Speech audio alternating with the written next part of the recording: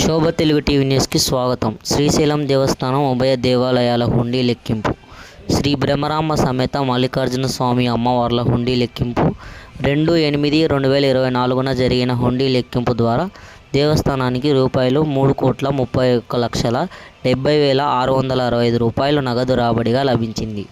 ఆలయ హుండీల రాబడిని భక్తులు గత 28 రోజుల్లో 4/7/2024 నుండి 1/8/2024 వరకు సమర్పించడం జరిగింది. అలాగే ఈ హుండీలో 127 గ్రాముల బంగారం, 4 కేజీల 400 గ్రాముల వెండి లభించాయి. అదేవిధంగా $489,